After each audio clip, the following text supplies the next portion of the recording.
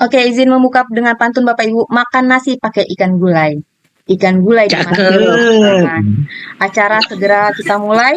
Mohon perhatian hadirin sekalian. Cakep. Assalamualaikum warahmatullahi wabarakatuh. Selamat malam. Waalaikumsalam Waalaikumsalam warahmatullahi wabarakatuh. Selamat malam Bapak dan Ibu guru yang saya hormati. Terima kasih sudah hadir di acara diseminasi budaya positif yang diselenggarakan oleh Komunitas Belajar Semapa Berkarya. Saya Herlika yang akan memandu jalannya acara ini. Semoga Bapak dan Ibu semua dalam keadaan sehat dan siap untuk mengikuti kegiatan hari ini. Sebagai pendidik, kita tentu memahami betapa pentingnya menciptakan dan memelihara budaya positif di sekolah. Budaya positif bukan hanya berdampak pada lingkungan belajar, tetapi juga pada perkembangan karakter dan kesejahteraan seluruh keluarga sekolah. Puji syukur kehadirat Allah Subhanahu wa Ta'ala, perkenankanlah kegiatan diseminasi budaya positif melalui Komunitas Belajar Semapa Berkarya pada hari Selasa, tanggal 13 Agustus 2024 dimulai. Salawat beriring salam tak lupa kita sampaikan kepada junjungan kita Nabi besar Muhammad SAW. Semoga salawat tercurah menjadi syafaat kita di hari akhir nanti. Amin ya robbal alamin. Mengawali acara kegiatan hari ini, marilah kita bersama mengucapkan lafaz Bismillahirrahmanirrahim. Bapak Ibu hadirin yang berbahagia, selanjutnya kita akan mendengarkan sambutan dan arahan sekaligus membuka kegiatan diseminasi ini secara resmi kepada Bapak Saripul MPD yang dalam hal ini diwakili oleh Wakil Bidang Humas Ibu Anita Ratna Sitorus MPDSI. Dipersilahkan. Terima kasih Ibu Erika. Baik, Assalamualaikum warahmatullahi wabarakatuh. Waalaikumsalam warahmatullahi wabarakatuh. Selamat malam dan salam sejahtera bagi kita semua. Alhamdulillah pada kesempatan malam hari ini kita dapat berkumpul bersama, ketemu di sekolah, ini ketemu juga di dunia nyata dan dunia maya ya. Bapak Ibu guru hebat, ini dalam rangka kegiatan diseminasi budaya positif yang diselenggarakan oleh Komunitas Belajar Sekolah ya. Ini ada nanti akan di pandu juga, nanti akan ada Ibu Hermis Paris SPD dan Ibu Yoli Marlena SE. Tadi sudah dibuka oleh Ibu Herlika MPD. Salam dan salam juga tidak lupa kita kirimkan kepada Nabi Muhammad SAW. Mudah-mudahan kita semua dapat syafaat di yaumil akhir nanti. Amin ya robbal alamin. Baik Bapak Ibu guru dan semuanya, ini seharusnya membuka tadi kepala sekolah ya, karena beliau lagi ada kegiatan yang tidak bisa ditinggalkan, jadi diwakilkan ke saya. Mudah-mudahan ini tidak mengurangi makna dari kegiatan kita pada malam ini. Dan juga selamat beraktivitas bagi kita semua. Mudah-mudahan apa ilmu yang kita dapatkan pada diseminasi budaya positif pada kali ini dapat kita aplikasikan, menyesuaikan dengan yang kita hadapi, kita selaku guru di kelas yang akan kita ajar nanti. Kemudian terima kasih kepada Ibu Herlika yang sudah memandu acara ini. Juga nanti terima kasih kepada Ibu Hermis Paris dan Ibu Yoli yang sudah bersedia ya memberikan pengalamannya terkait budaya positif yang sudah atau dan akan dilaksanakan. Mudah-mudahan kita semua bisa mengikuti kegiatan ini dengan baik dan bermanfaat. Mungkin itu dengan mengucapkan lafaz Bismillahirrahmanirrahim, maka kegiatan diseminasi budaya positif melalui GMAT yang dilaksanakan oleh Komunitas Belajar Semapa dengan ini resmi saya buka. Sekian, mohon maaf atas segala kekurangan. Saya akhiri dengan Assalamualaikum warahmatullahi wabarakatuh. Waalaikumsalam warahmatullahi wabarakatuh. Terima kasih kepada Ibu Anita Ratna yang telah membuka kegiatan pada malam hari ini. Baik Bapak Ibu, kita akan memasuki sesi diseminasi yang mana akan dibagi menjadi 2 sesi. Sesi pertama adalah pemaparan dan sesi kedua yaitu diskusi tanya jawab. Saya ulangi, sesi kedua yaitu diskusi tanya jawab. Mari kita mulai sesi pertama yaitu pemaparan dari Ibu Hermis Paris. Kepada Ibu Hermis Paris dipersilahkan. Baik, terima kasih Bu Herlika sudah memberikan saya kesempatan untuk menyampaikan dan memaparkan materi diseminasi kita pada malam hari ini, yaitu tentang budaya positif. Baik, lanjut Bu Herlika.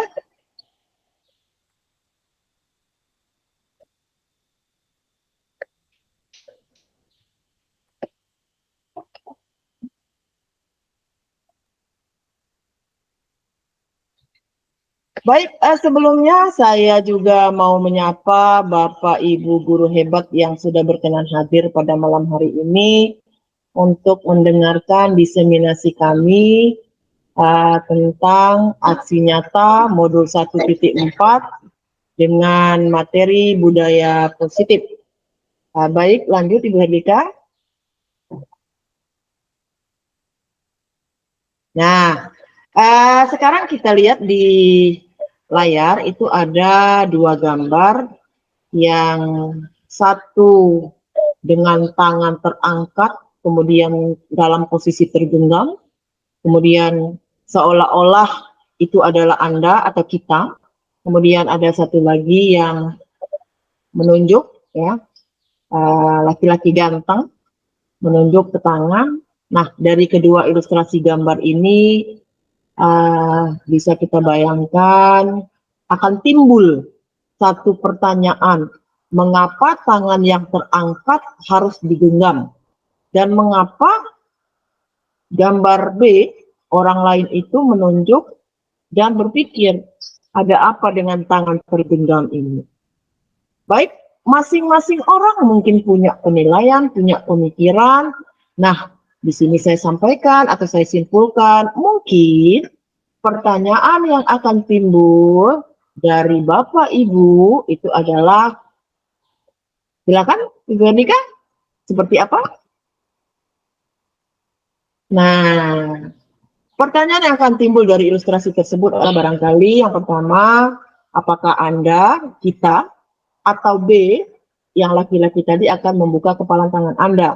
Artinya di situ ada semacam kolaborasi atau kerjasama. Nah, mengapa?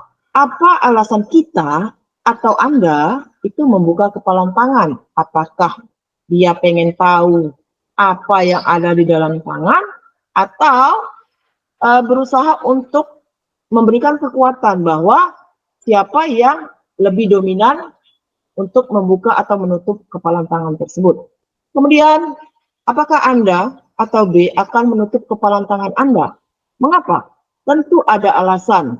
Kita tetap bertahan dengan kepalan tangan, dan yang B juga bertahan dengan berusaha untuk membuka tangan. Nah, yang ketiga, dalam kegiatan ini sesungguhnya siapa yang memegang kendali atau kontrol untuk membuka atau menutup kepalan tangan? Tentu saja yang berusaha akan berusaha membuka, dan yang mengepalkan tangan akan berusaha untuk menutup sekuat-kuatnya kepalan tangannya. Nah, dari 3 pertanyaan ini akan terjawablah dengan alasan-alasan apa ketika kita bisa membuka atau kita bertahan dengan kepalan tangan tersebut. Lanjut. Nah, kemungkinan jawaban yang akan keluar Bapak Ibu, pertanyaan pertama dan kedua itu bervariasi. Barangkali kita bisa melihat situasi dan kondisinya, ada yang bersedia dengan senang hati membuka, tapi mungkin juga ada yang tetap akan bertahan menutup kepalan tangannya. Karena apa? Dia merasa tidak perlu orang lain tahu apa yang ada di dalam kepalan tangan.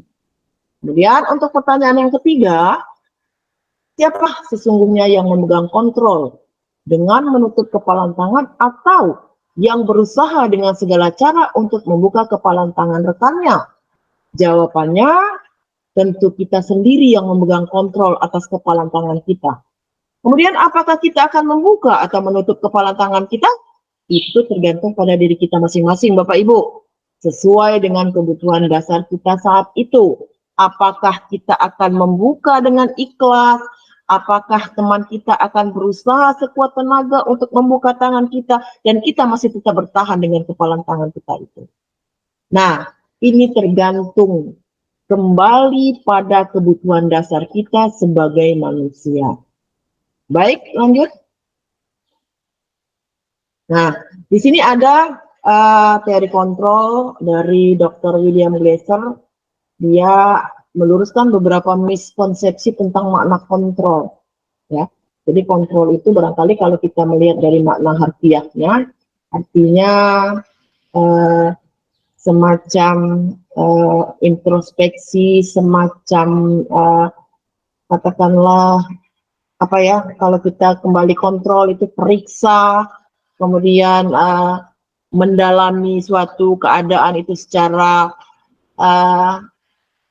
nyata, ya. Jadi ada miskonsepsi di situ. Maka yang pertama adalah ilusi kita sebagai guru dalam mengontrol murid.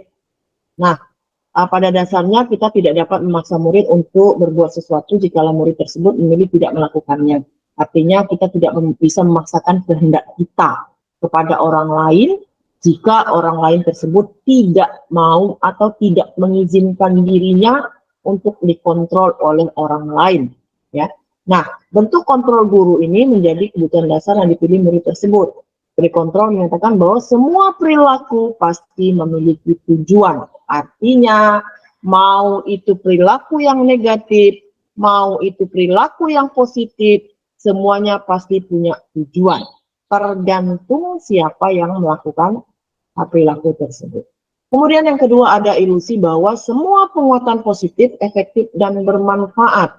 Jadi ada semacam penguatan positif atau bujukan dalam bentuk-bentuk kontrol. Segala usaha untuk mempengaruhi murid agar mengulangi suatu perilaku tertentu, suatu usaha untuk mengontrol murid tersebut dalam jangka waktu tertentu, kemungkinan murid akan menyadarinya dan mencoba untuk menolak bujukan. Jadi murid tersebut tergantung pada pendapat sang guru. Ya, jadi dia mengatakan bahwa semua penguatan positif efektif itu bermanfaat, padahal belum tentu siswa itu bisa menerima secara positif dan efektif serta bermanfaat bagi dirinya terhadap apa yang disampaikan oleh seorang guru. Lanjut. Nah, yang ketiga itu adalah ilusi bahwa kritik dan membuat orang merasa bersalah dapat menguatkan karakter. Ya. Jadi kritik dan rasa bersalah untuk mengontrol murid menjadi pada identitas gagal sebenarnya. Karena kita tidak bisa memberikan kritik tanpa solusi. Kemudian kita juga tidak bisa membuat orang lain merasa bersalah, seolah-olah rasa bersalah itu akan menguatkan karakter bahwa setelah dia diberikan kritik, dia dipojokkan dalam posisi tertentu, itu akan menguatkan karakter. Padahal itu secara teori sangat tidak sesuai. Karena sekali kita sebagai guru menggunakan suara halus untuk menyampaikan pesan negatif dengan nada rendah, dengan suara halus, tetapi dalam bahasa sehari-hari mungkin dengan siswa kita terasa nyelekit gitu ya. Jadi itu tidak diperkenankan kita gunakan, walaupun mungkin itu tergantung bagaimana situasi dan kondisi, dan secara psikologis itu sangat mengganggu peserta didik kita. Kemudian ada ilusi bahwa orang dewasa memiliki hak untuk memaksa. Nah, ini mungkin kalau dalam kehidupan sehari-hari memang kalau kita lihat itu mungkin faktor senioritas, ya, bahwa kita yang tua ini selalu mengatakan bahwa saya lebih berpengalaman dibanding kalian. Nah, berdasarkan pengalaman itulah kita mau memaksa peserta didik kita, anak kita, untuk melakukan apa yang kita pikirkan. Padahal terkadang mereka memiliki pikiran sendiri, memiliki kehendak sendiri, memiliki keinginan sendiri untuk melakukan hal-hal yang menurut mereka mampu mereka lakukan dan mampu mereka aplikasikan dalam bentuk-bentuk yang nyata. Nah, karena kita merasa kita dewasa dan kita kaya dengan pengalaman, maka kita memiliki hak untuk memasak. Dan itu ternyata sangat tidak sesuai dengan pembentukan karakter atau pribadi siswa kita untuk di masa yang akan datang. Selanjutnya,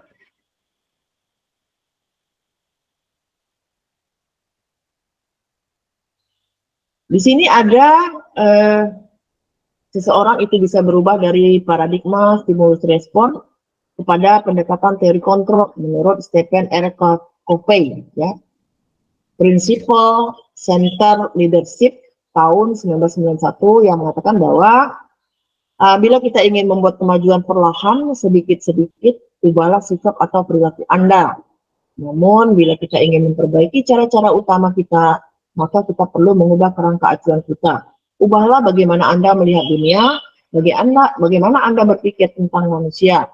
Ubahlah paradigma Anda, skema pemahaman, dan penjelasan aspek tertentu tentang realitas. Nah, di sini stimulus respon dengan pendekatan teori kontrol itu terdapat perbedaan. Artinya, jika kita ingin membuat kemajuan perlahan, ubahlah sikap atau perilaku kita, ya, dari yang selama ini mungkin bahasa sehari-hari mungkin kita agak saklek, ya, agak memaksa terhadap apa pikiran kita yang kita anggap benar, itu ternyata ketika kita berada di lapangan belum tentu bisa diterima oleh orang lain. Artinya kita tetap harus melihat bahwa apapun perilaku, walaupun itu negatif, kembali lagi pada penjelasan awal bahwa mereka itu memiliki tujuan.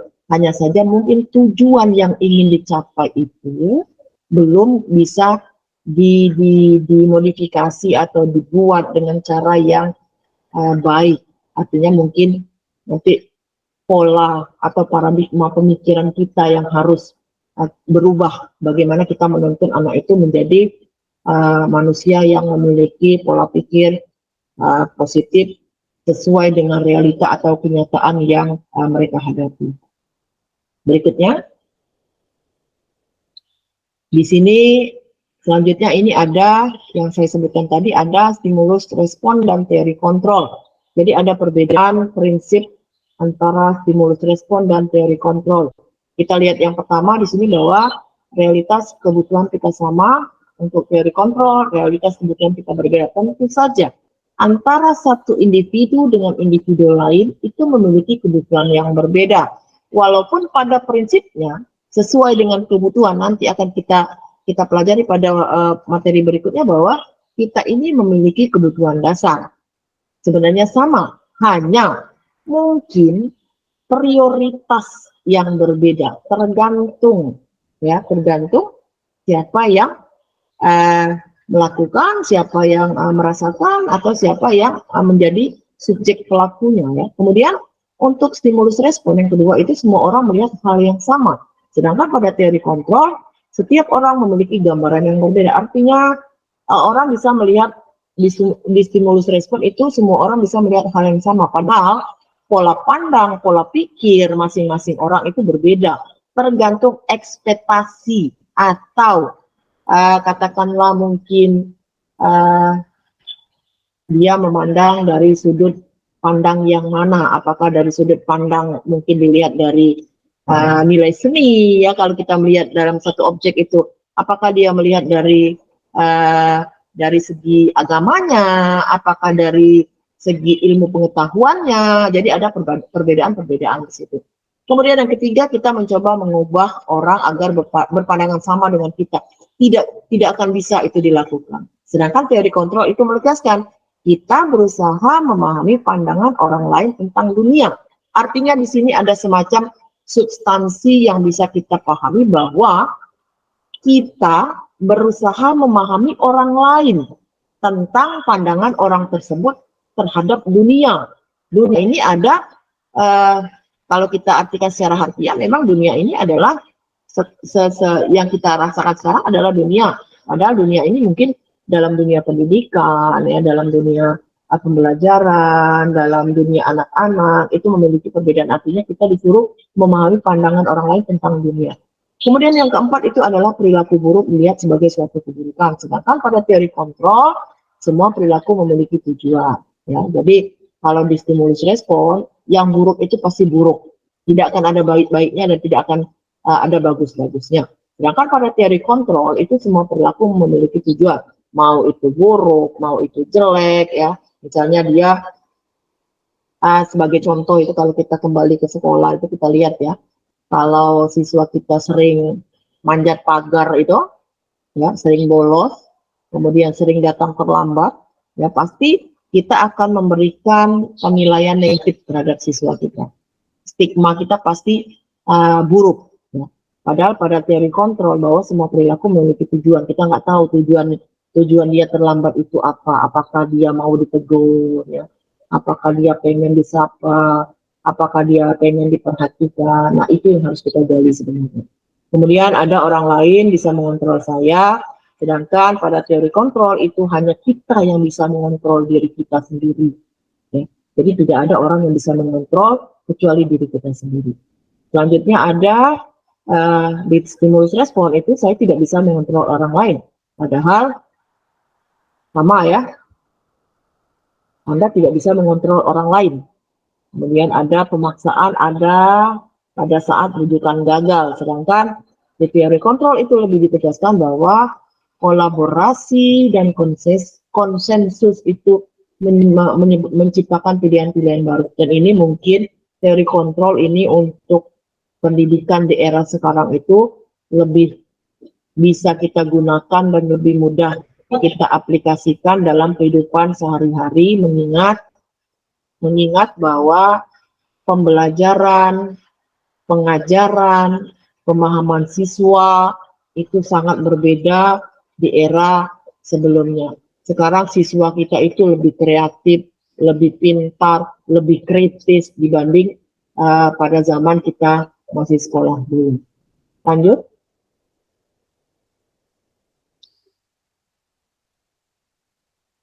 Bapak Ibu, sekarang kita ke makna disiplin. Menurut Kamus Besar Bahasa Indonesia, disiplin itu menyatakan bahwa ada yang disebut dengan tata tertib, ya. Kemudian bisa dengan ruang lingkup yang luas, bisa di sekolah, di kantor, kemiliteran dan sebagainya, termasuk mungkin di rumah, ya.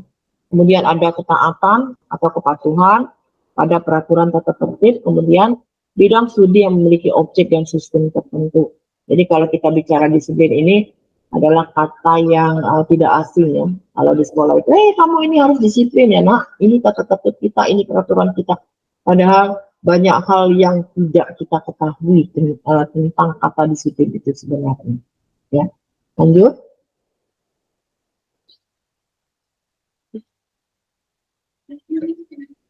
Di sini ada pernyataan yang disampaikan oleh Ki Hajar Dewantara. Di mana ada kemerdekaan, disitulah harus ada disiplin yang kuat. Sungguh pun disiplin itu bersifat self-disiplin, artinya disiplin diri sendiri, ya, yang mewajibkan kita dengan sekeras-kerasnya. Tetapi itu sama saja sebab jikalau kita tidak cakap melakukan disiplin diri, wajiblah kuasa lain mendisiplinkan diri kita. Dan peraturan demikian itulah harus ada dalam suasana merdeka. Nah, Ki Hajar ini mengharapkan bahwa disiplin yang kuat itu sebenarnya harus yang ada dalam diri kita sendiri. Kalau dari orang lain itu tidak begitu kuat, artinya terjadi perubahan atau pergeseran ketika disiplin itu berada di luar. Sedangkan kalau dari dalam itu motivasinya cukup kuat. Dengan tujuan tertentu, dia akan memfilter dirinya. Mungkin sebagai contoh ya, kalau misalnya kita lihat siswa kita di sekolah, ada siswa yang terkadang tidak pernah mau terlambat dengan alasan misalnya. Yang pertama, karena dia memang mau datang pagi-pagi. Dengan alasan, kalau pagi mungkin disegar, jalanan tidak macet, kemudian dia bisa santai, tidak terburu-buru dan seterusnya. Artinya, itu salah satu contoh yang mungkin yang kita bisa katakan bahwa disiplin itu adalah tumbuh dari dirinya sendiri. Ya. Nah, ini akan berlanjut secara kontinu, dia akan melakukan hal itu. Tetapi jika ini hanya berdasarkan dengan alasan takut terlambat karena takut dihukum, takut diberikan nanti hukuman, kemudian diberikan disuruh nyapu, disuruh ngepel, segala macam, itu tidak akan bertahan lama. Sebabnya apa? Ketakutan akan hukuman itu akan menjadikan beban bagi siswa. Sedangkan kalau dia tumbuh dari dalam dirinya, mudah-mudahan ya dia akan awet sampai kapanpun. Dia akan menjadi manusia yang disiplin, yang bisa mengatur dirinya, yang mampu dan cakap, ya, sehingga ketika ada pergeseran tidak akan mempengaruhi siapapun. Dia akan tetap berdiri dengan pemikirannya sendiri. Lanjut. Nah, seperti yang saya jelaskan tadi, itu disiplin ada dua. Ada yang dari dalam disebut dengan internal dan ada yang dari luar disebut dengan eksternal. Nah, untuk disiplin dari internal, seperti yang saya jelaskan, tidak akan mengubah apapun. Pengaruh lingkungan tidak akan berpengaruh pada perkembangan dirinya, perkembangan jiwanya. Tetapi jika itu dari luar, akan mudah bergeser. Ya. Lingkungan akan sangat mempengaruhi. Sebagai contoh, kita di SMA 4 itu, siswanya kan termasuk mungkin prioritasnya kalau kita kalkulasikan, hampir 50% itu homogen. Ya, homogen berasal dari lingkungan, katakanlah daerah tertentu, mayoritas daerah tertentu yang terkenal dengan perilaku negatif. Ya. Jadi ada beberapa siswa yang sebenarnya latar belakangnya bagus, ya. Saya melihat sendiri itu contohnya misalnya anak SMA 4 itu kan ada yang dari IT, ada yang macam-macam lah, ada dari Ikro, Khairul segala macam. Ketika mereka masuk ke sana itu sebenarnya membawa aura positif. Tetapi karena faktor eksternal ini kadang lebih dominan, kadang dia sedikit terbawa arus. Sebagai contoh saya pernah melihat ya, ada anak kita, dia dari SMP IT. Ketika dia berboncengan dengan kawannya yang notabene bukan dari IT, itu dia memperlihatkan pengaruh negatif yang mungkin kurang enak dan kurang layak kita lihat ya. Jadi dia pakai motor, kemudian dia angkat stang ya.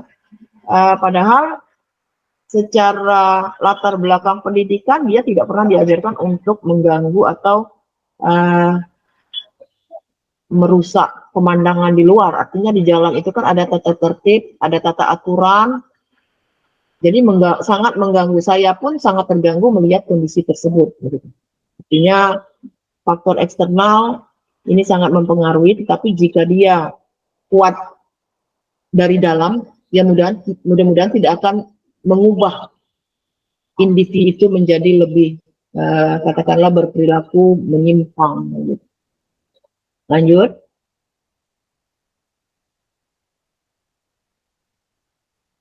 Nah, disiplin diri itu berarti mereka bisa bertanggung jawab terhadap apa yang dilakukannya karena mereka mendasarkan tindakan mereka pada nilai-nilai kebajikan atau universal. Seperti yang disampaikan oleh Ki Hajar Dewantara bahwa pertanggungjawaban atau fair and war, the least kill.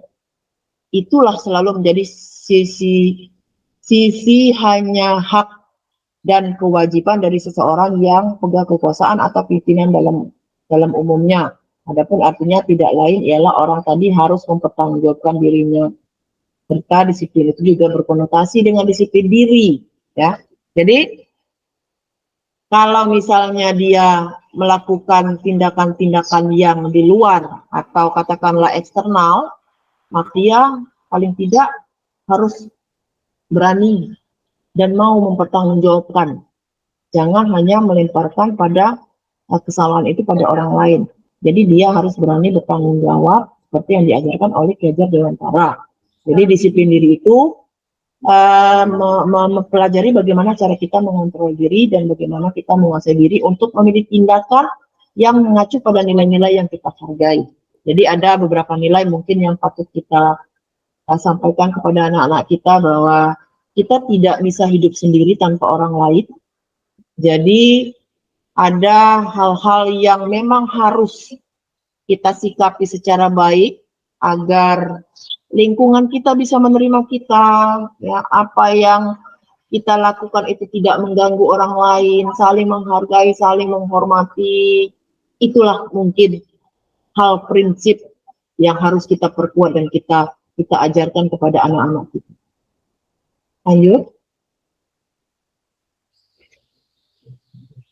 Nah, yang paling penting adalah sebagai pendidik, ya. Kita sebagai guru, Bapak Ibu, tujuan kita adalah menciptakan anak-anak yang memiliki disiplin diri, sehingga mereka bisa berperilaku dengan mengacu pada nilai-nilai kebajikan universal dan memiliki motivasi intrinsik, bukan ekstrinsik. Nah, sebenarnya tugas kita hanya menghubungkan antara apa yang orang tua inginkan, ya, dan orang tua lakukan di rumah, itu kita teruskan. Itu yang menjadi barangkali tuntutan dari, kalau kita lihat ini dari filosofi pembelajaran Ki Hajar Dewantara, bahwa pendidik itu menciptakan anak-anak yang memiliki disiplin diri. Jadi sebenarnya kalau kita lihat dikatakan berat ringan, dikatakan ringan kita berat, ya tergantung bagaimana kita menyikapi permasalahan itu secara bijak. Nah, yang paling penting adalah kita harus mampu menumbuhkan motivasi intrinsik, ya, bukan ekstrinsik. Artinya kita harus mampu menumbuhkan motivasi yang berasal dari dalam siswa, ya, dengan kesadaran tinggi, sehingga nilai-nilai yang kita harapkan itu bisa tercapai sampai dia menjadi dewasa sesuai dengan usianya. Gitu. Lanjut. Nah, nilai-nilai kebajikan yang patut kita pelajari dan kita sampaikan kepada siswa itu tidak lain tidak bukan mengacu pada nilai-nilai di profil pelajar Pancasila. Ya. Yang pertama itu beriman, bertakwa kepada Tuhan Yang Maha Esa dan berakhlak mulia. Jadi kalau kita kembali ke program sekolah kita, ada beberapa program yang kita lakukan seperti pelaksanaan sholat duha, ya, kemudian sholat zuhur, sholat Jumat secara berjamaah. Artinya sekolah kita sudah melaksanakan profil pelajar Pancasila ini sebenarnya dari dulu. Hanya saja barangkali tidak terdokumentasi, ya, tidak terdokumentasi, tidak juga berjudul profil pelajar Pancasila. Hanya kita kemarin menyampaikan bahwa kita hanya meningkatkan karakter ketuhanan untuk anak-anak didik kita. Kemudian di sini ada mandiri. Nah, mandiri ini kalau dalam proses pembelajaran itu sudah bisa kita lihat, ya. Nah, seperti saya mengajar ketika di kelas itu sudah ada kegiatan diskusi, sudah ada kegiatan berkelompok, ya, sudah ada kegiatan belajar bersama anak-anak. Jadi mereka mandiri, berani, kemudian percaya diri, ya, walaupun mungkin tidak secara keseluruhan siswa itu sudah mandiri, tetapi kita hidup ini kan berproses. Jadi sedikit demi sedikit kita akan terus membimbing anak-anak itu untuk meningkatkan rasa percaya dirinya agar tercipta nanti manusia-manusia yang memiliki kualitas, ya, memiliki kualitas, kemudian dia mampu berdiri di kakinya sendiri. Kemudian ada bernalar kritis, dia mampu mengadopsi hal-hal yang baik, ya, hal-hal positif yang dia ambil, yang dia aplikasikan dalam kehidupan sehari-hari, dan membuang atau memfilter hal-hal yang buruk untuk tidak diikuti. Kemudian berkebinekaan global, artinya ada beberapa perbedaan-perbedaan, mungkin perbedaan pandangan, itu tidak akan mengubah anak-anak kita untuk menjadi satu kesatuan. Sebagai contoh, di sekolah kita itu kan banyak perbedaan budaya, perbedaan ras, perbedaan bahasa, ya. Mudah-mudahan ini tidak akan mengurangi arti kebersamaan mereka, khususnya dalam satu kelas. Kemudian ada kegiatan bergotong royong, sering kita lakukan. Ini kegiatan di hari Jumat, ada kebersihan, ya. Kemudian ada piket, semua jadwal piket itu di setiap kelas itu ada. Kemudian bersama-sama kadang melakukan sesuatu hal yang positif. Ya, kemudian ada kreatif di sini. Nah, kreatif ini mungkin kita lihat dalam kegiatan-kegiatan sekolah seperti sekarang, ya, mereka sedang berhias kelas, ya, memperbaiki kelasnya, mempercantik kelasnya, kemudian mereka sedang membersihkan, ngecat, ya. Kalau saya lihat pas saya lewat ke kelas itu ngecat kelas, kemudian mereka memahordeng segala macam, itu memang luar biasa. Artinya sebenarnya nilai-nilai kebajikan itu sudah terlihat, ya, dengan beberapa elemen yang ada di SMA Negeri 4 Kota Bengkulu. Lanjut. Yang berikutnya adalah teori motivasi. Ya, motivasi ini ada dua. Yang pertama itu motivasi intrinsik, timbul dari diri sendiri karena berdasarkan tujuan hidup. Misalnya belajar untuk menambah pengetahuan atau keterampilan. Sedangkan motivasi ekstrinsik timbul dari orang lain. Misalnya karena paksaan, hukuman, atau teguran. Nah, motivasi intrinsik ini timbul dari diri sendiri karena berdasarkan tujuan hidup. Seperti ini saya contohkan bahwa belajar itu gunanya untuk menambah pengetahuan atau keterampilan individu. Jadi kalau mereka sudah paham tujuan hidupnya, mudah-mudahan motivasi mereka datang ke sekolah itu tinggi, bahwa mereka mau belajar, mau menambah pengetahuan, mau menambah keterampilan. Kemudian ada motivasi ekstrinsik, ini timbul dari orang lain, itu karena paksaan, hukuman, atau teguran. Ya, mungkin bisa kita lihat contoh kalau di sekolah kita itu, mereka datang ke sekolah itu hanya sebatas ritual. Ya. Ritual, jangan sampai mereka tidak ada kegiatan. Dari rumah mereka ke sekolah, sampai di sekolah mereka tidak mampu dan tidak mau melakukan apa-apa, kemudian mereka pulang, artinya mereka pulang dalam keadaan kosong, datang kosong, pulang kosong. Nah, ini yang sangat tidak diharapkan dalam proses pembelajaran. Lanjut. Nah, ada penghargaan, ada hukuman, ada konsekuensi, dan ada restitusi. Nah, dalam istilah-istilah teori motivasi. Penghargaan itu berupa pengakuan atas pencapaian. Jadi sering mungkin kalau kita melihat di sekolah, ada siswa yang dianggap memiliki prestasi akan diberikan penghargaan, misalnya diberikan reward, ya. Kemudian ketika upacara itu kita dipanggil, anak dipanggil bahwa dia sudah memberikan satu pencapaian, misalnya mendapatkan juara satu lomba, misalnya lomba melukis, lomba cabang olahraga, kemudian pengetahuan akademik, dan seterusnya. Sedangkan hukuman ini adalah konsekuensi atas perbuatan. Sering kita melihat di sekolah itu, kalau dia melakukan satu perbuatan yang dinilai negatif, maka akan mendapat hukuman. Misalnya, datang terlambat, hukumannya apa? Disuruh ngepel teras, suruh nyapu teras sekolah, disuruh kemudian menyapu selasaran, ya, kemudian disuruh hukuman fisik, lari, dan seterusnya. Kemudian konsekuensi itu adalah akibat dari perbuatan atau perlakuan.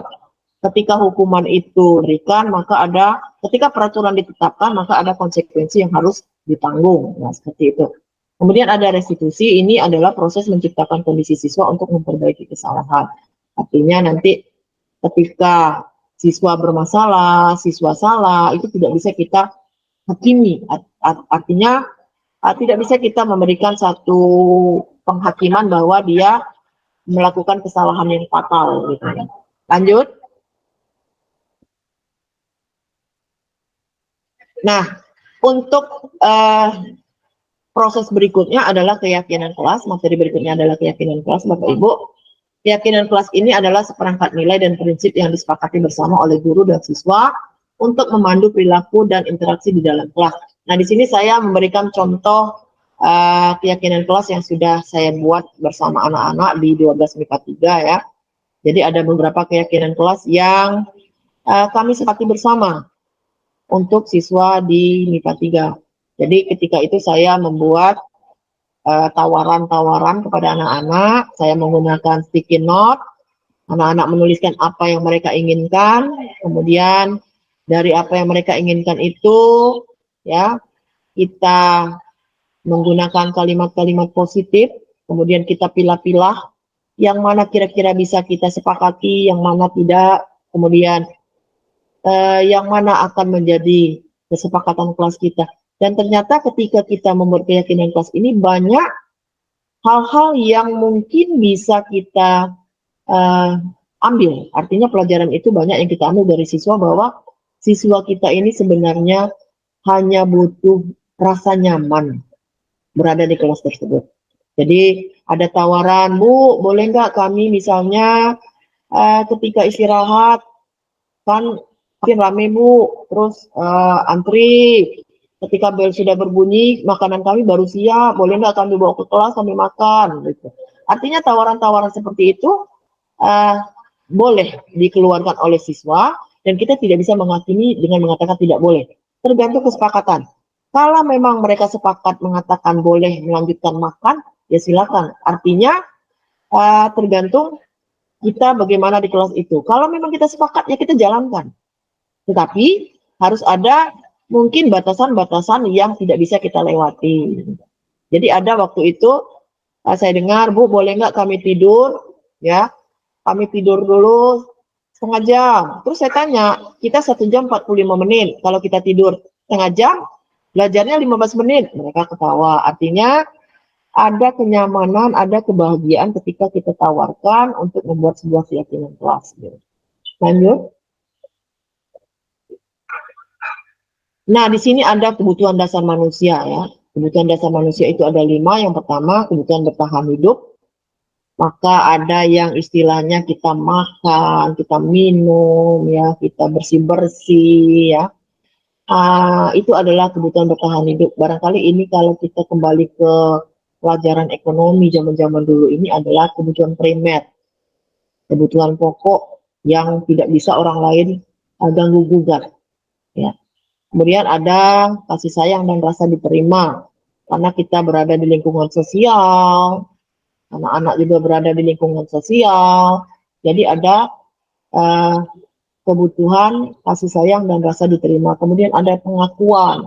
Kita hidup, anak-anak kita hidup itu pengen diakui, ya, pengen diakui keberadaannya, bahwa saya ada loh Bu di sekolah ini, jadi jangan diabaikan. Gitu. Kemudian ada kebebasan untuk berbuat sesuai dengan, katakanlah kalau sesuka hati, mungkin barangkali salah, ya, nggak bisa kita biarkan anak berbuat sesuka hati.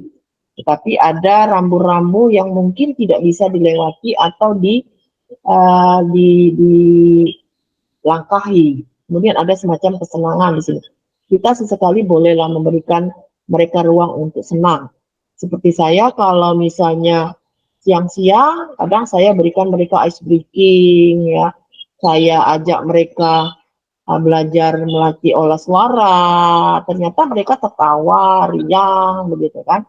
Artinya tidak ada batasan antara guru dengan siswa dengan situasi yang mungkin tertentu sifatnya, gitu. Lanjut. Nah, di sini ada posisi kontrol kita sebagai guru. Ada sebagai penghukum, kemudian ada teman, ada pembuat rasa bersalah, ada pemantau, kemudian ada manajer. Barangkali yang paling sering kita lakukan, ya, sebelum kita paham tentang posisi kontrol kita sebagai guru, itu adalah kita sebagai penghukum. Ya. Yang paling sering kita lakukan adalah sebagai penghukum dan pembuat rasa bersalah. Karena saya mengajar ini mungkin hampir 20 tahun, ya, posisi saya adalah sebagai penghukum. Karena saya merasa seperti yang dijelaskan di depan, bahwa kesalahan atau miskonsepsi bahwa kita sebagai orang dewasa itu lebih dari segala-galanya. Ternyata tidak boleh kita lakukan lagi dalam proses pembelajaran, karena mereka juga punya hak untuk melakukan hal-hal atau berperilaku negatif, walaupun itu di mata kita tidak sesuai. Tetapi mereka kembali lagi pada teori kontrol, bahwa mereka memiliki tujuan. Kemudian ada juga pembuat rasa bersalah. Barangkali penghukum ini kamu datang terlambat, kamu harus dihukum karena kamu tidak mentaati peraturan sekolah. Kemudian kita hukum anak-anak kita itu seperti nyapu, kemudian beres-beres, kemudian lari dan sebagainya. Kemudian pembuat rasa bersalah ini seolah-olah dialah yang membuat kita sedih, membuat kita kecewa, membuat kita merasa bahwa gara-gara kamu semua pekerjaan saya itu tidak sesuai. Nah, itu yang selama ini kita lakukan kepada siswa. Padahal sebenarnya yang harus kita lakukan sebagai guru itu adalah sebagai manajer sebenarnya. Manajer untuk mengakomodir, ya, memimpin semua atau sebuah proses untuk membuat siswa kita itu berpikiran atau berperilaku positif. Lanjut.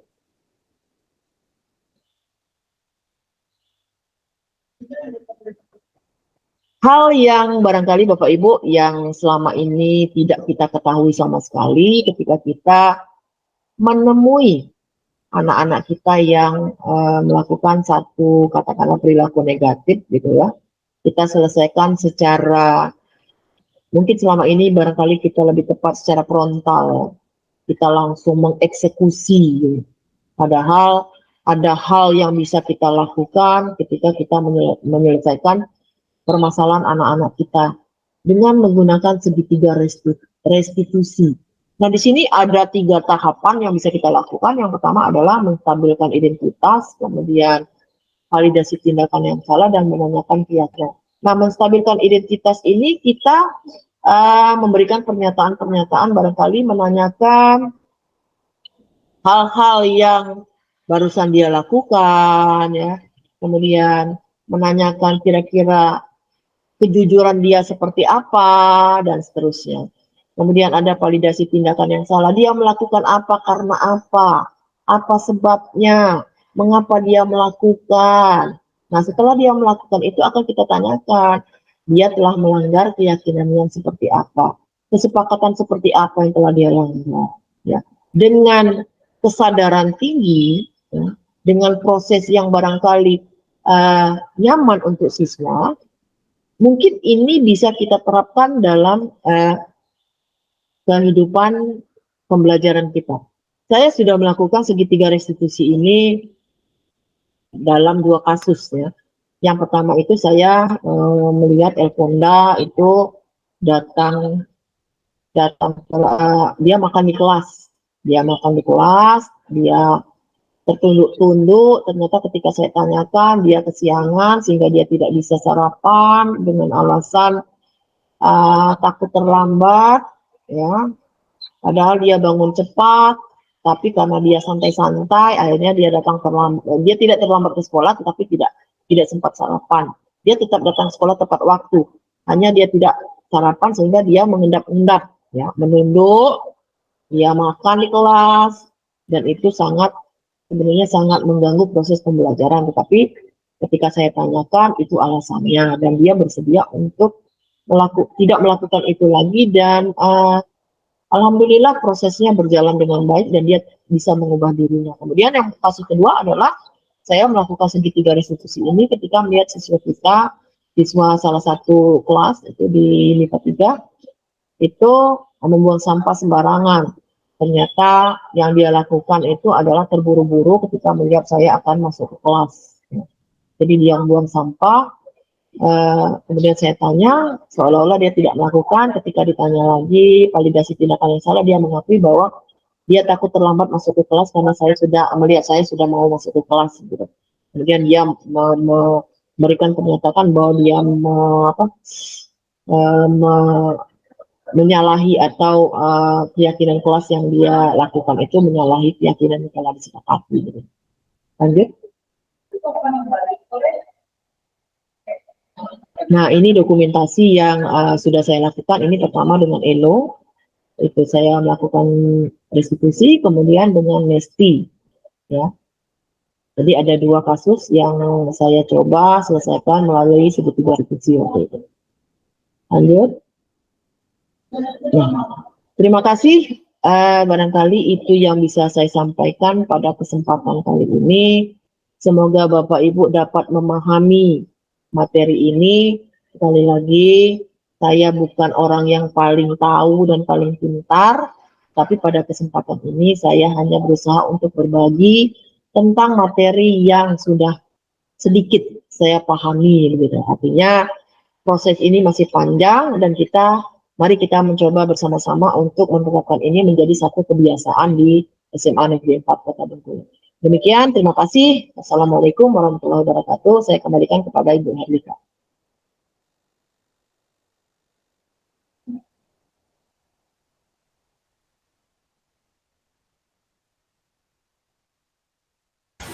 Baik, terima kasih kepada Ibu Hermis Paris atas pemaparannya yang luar biasa.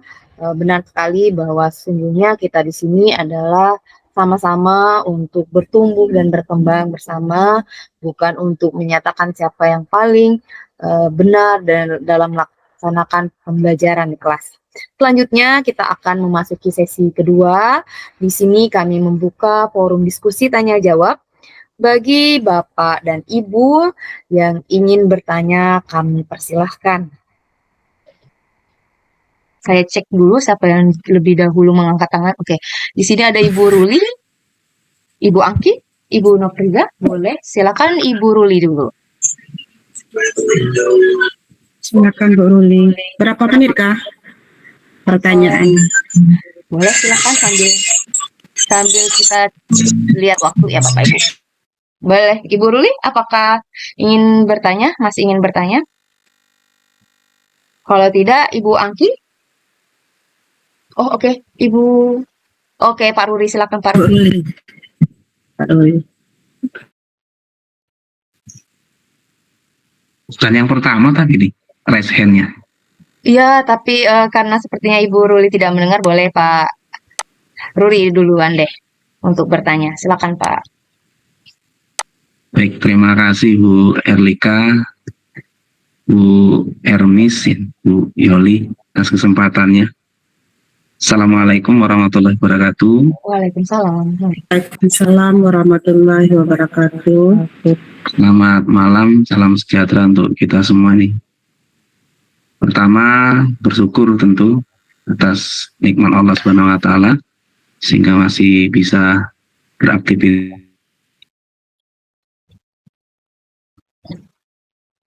di tempat Kota Bengkulu. Yang kedua, mudah-mudahan senantiasa mampu bersalawat. Senang sekali ini, pertama kali di kegiatan Kombel ada aktivitas untuk sama-sama mungkin menyamakan ya persepsi. Nah, kebetulan yang malam hari ini menjadi topik yang sangat menarik sekali menurut saya, yaitu tentang budaya positif. Ini yang menjadi pertanyaan ini dan sekaligus kesempatan menurut Bapak, pengen mendengar nanti intinya dari kawan-kawan di kelompok belajar ini seperti apa pandangannya tentang budaya positif ini. Tadi sudah dijelaskan dan sudah sama-sama mendengarkan. Kebetulan pada saat Bu Yoli tadi menjelaskan, azan Isya berkumandang nih Bu Yoli. Tadi mau pamit di chat, kayaknya nggak enak kayaknya. Nah, kalau mengacu dari itu, ini insya Allah bukan bagian dari takabur ya, Ibu dan Bapak. Ketika azan berkumandang, maka dengan penuh keyakinan, ya Allah ini mencintai hamba yang sholat tepat waktu, dan harapannya itu panggilan ya Pak, panggilan. Perilaku yang menjadi pembiasaan. Dan karena meyakini itu, insya Allah meyakini ini nggak ada faktor ekstrinsik, tapi munculnya dari dalam diri kita sendiri. Nah, kalau menurut Bapak ini salah satu budaya positif nggak ya? Rasanya iya, dari yang dipaparkan oleh Ibu Hermis, Bu Yoli, dan dikuatkan oleh Bu Herlika tadi. Artinya kalau kita mengacu dari definisi sederhana, baik itu yang dikemukakan oleh Pak Ki Hajar Dewantara, kita ini diharapkan jadi orang yang merdeka ya. Siswa yang merdeka, guru yang merdeka, ya, berdikari kan gitu. Nah, yang sudah kita lakukan, mungkin kawan-kawan yang sudah lama ataupun yang baru melihat di sekolah kita, sebenarnya sudah sangat banyak budaya positif yang kita lakukan. Mulai dari 3S, ya pagi-pagi, yang paling Bapak yakini itu kayak sholat duha, ya zuhur, Jumat, ini religius. Dan itu menjadi bagian dari ciri khas ya keluarga besar SMA Negeri 4 Kota Bengkulu yang sudah kita sepakati bersama. Artinya bukan lagi rule. Jadi kalau Bu Erlika tadi kan tidak ada keterpaksaan gitu ya. Jadi tawaran yang sudah kita berikan dan diiyakan sehingga muncullah komitmen bersama yang kita kenal dengan visi atau grand design besar dari SMA Negeri 4 Kota Bengkulu. Tentu dalam pelaksanaannya banyak kendala. Nah, yang ingin Bapak ketahui ini sebenarnya pertanyaan baik dari rekan-rekan yang menjadi fasilitator maupun mungkin bisa berkembang ke rekan-rekan yang jadi peserta pada malam hari ini. Walaupun mungkin punya jawaban masing-masing. Pertanyaannya kira-kira dari mulai contoh 3S dan seterusnya budaya yang kita lakukan di sekolah yang positif, yang kita anggap positif, itu siapa yang punya peran yang paling besar untuk menjadikan ya, yang kita yakini baik itu menjadi perilaku yang senantiasa terbiasa dilakukan, berdampak baik, ya, dan harapannya itu muncul dari kesadaran masing-masing, baik itu siswa maupun mohon maaf ini guru dan stakeholder yang ada di sekolah. Ya, siapa kira-kira yang punya peran yang paling signifikan? Nah, kalau nanti jawabannya A misalnya, kira-kira kenapa kok A yang paling berperan? Nah, sehingga nanti harapan Bapak ketika ini muncul penyampaian seperti ini di kelompok belajar ini menjadi sesuatu yang mungkin kita jadikan sebagai perspektif mungkin ya untuk mencoba berperilaku di sekolah. Oh, ternyata kawan-kawan ini punya pandangan yang sama ternyata selama ini kan kira-kira gitu. Nah, kalau berbeda ini mungkin jadi hasanah untuk kita jadikan sebagai informasi tambahan buat kita. Mungkin itu saja sementara ini. Jadi sekali lagi atas jawabannya terima kasih yang sebesar-besarnya. Kalau ada hal-hal yang mungkin kurang berkenan, ya mohon maaf yang sebesar-besarnya. Bapak akhiri, Assalamualaikum warahmatullahi wabarakatuh. Waalaikumsalam warahmatullahi wabarakatuh. Terima kasih Pak Ruri atas pertanyaannya luar biasa. Baik, Ibu-Ibu, saya jawab dulu ya. Nanti kalau jika Bapak Ibu Hermis Paris atau Ibu Yoli ingin menambahkan silakan. Siapa sih sebenarnya yang memiliki peran paling besar gitu ya dalam upaya menerapkan gitu budaya positif? Tentunya upayanya harus kolaboratif ya Pak, gitu, yang harus melibatkan banyak pihak. Tetapi peran yang sangat krusial itu yang pertama adalah guru. Kenapa guru? Karena guru adalah sebagai garda terdepan dalam pendidikan. Guru sebagai peran yang sangat sentral ya. Bagaimana guru bisa membangun hubungan positif gitu ya, menjadi model peran di siswa gitu ya, menerapkan strategi pembelajaran yang aktif, kemudian memfasilitasi diskusi di kelas yang membuat siswa menjadi bernalar kritis atau seperti apapun. Kemudian yang kedua adalah kepala sekolah. Kenapa? Karena kepala sekolah sebagai pemimpin institusi. Kepala sekolah memiliki peran yang sangat penting, yaitu bagaimana menyusun visi dan misi sekolah yang di visi misi itu terwujudkan budaya positif sekolah, akan mewujudkan budaya positif sekolah. Kemudian kepala sekolah memiliki peran penting yaitu membuat kebijakan-kebijakan yang mendukung budaya positif. Selanjutnya memberi dukungan kepada guru yang memberikan pelatihan gitu ya, pelatihan dukungan yang diperlukan guru dalam menerapkan budaya positif. Selanjutnya bekerja sama dengan semua stakeholder, gitu ya. Yang selanjutnya adalah siswa sebagai subjek utama kita, ya, dalam proses pembelajaran. Siswa memiliki peran penting, gitu ya, dalam menghormati peraturan, saling menghargai, memberikan masukan. Dan kita butuh sekali Bapak Ibu masukan dari siswa.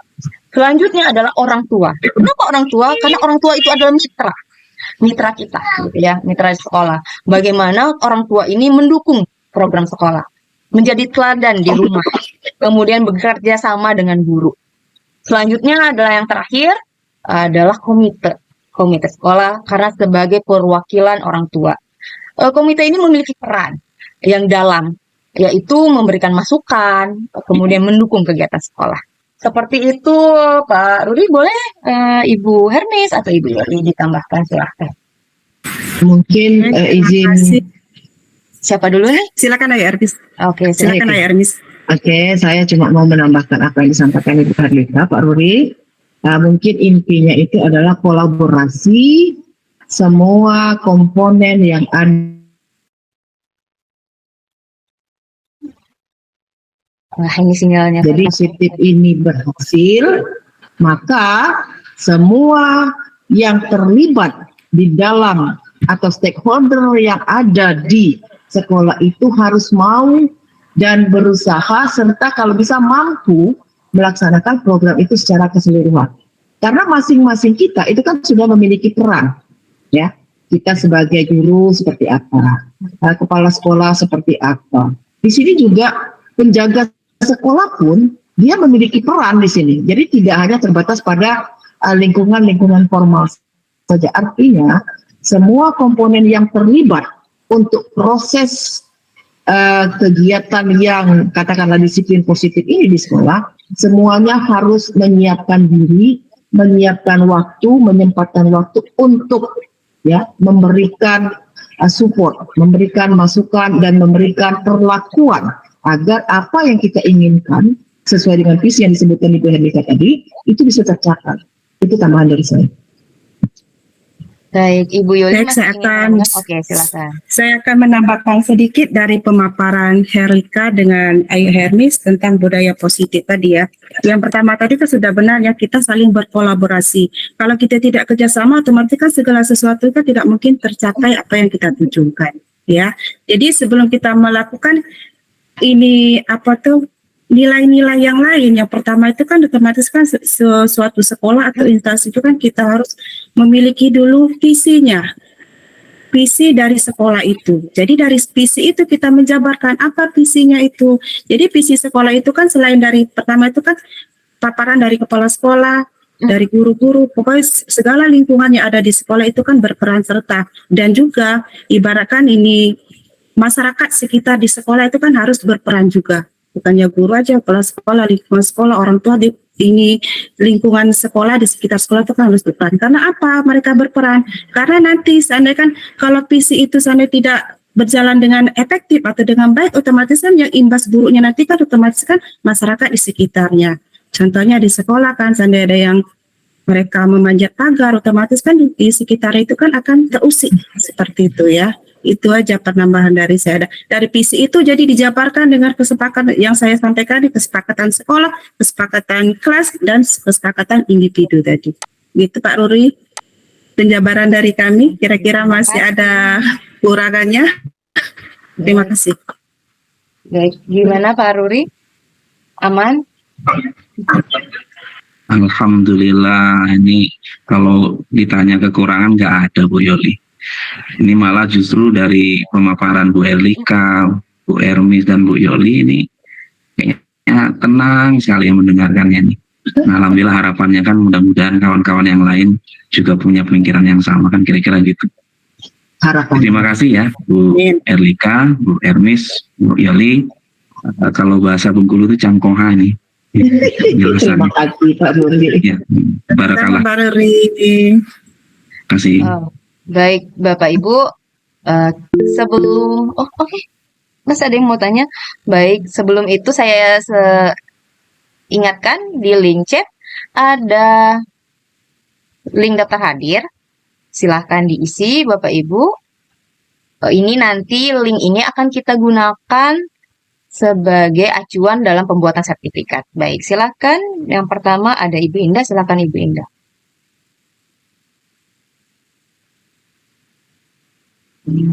Ibu Indah, apakah mendengar suara saya?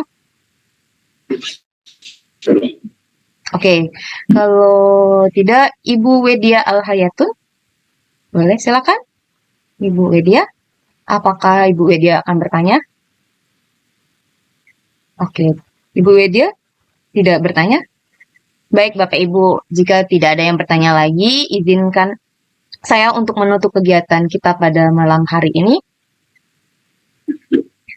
Izinkan saya menutupnya dengan pantun seperti saya membuka tadi. Indah Raplesia mekar sepekan, jangan dipetik atau dimakan. Selamat istirahat kami ucapkan. Sampai jumpa di lain kesempatan. Demikian rangkaian kegiatan diseminasi saya yang membawa acara pamit undur diri. Mohon maaf atas segala salah kata, sikap yang kurang berkenan. Saya akhiri. Wassalamualaikum warahmatullahi wabarakatuh. Terima kasih sudah berpartisipasi. Saya ingatkan sekali lagi Bapak Ibu untuk mengisi daftar hadir.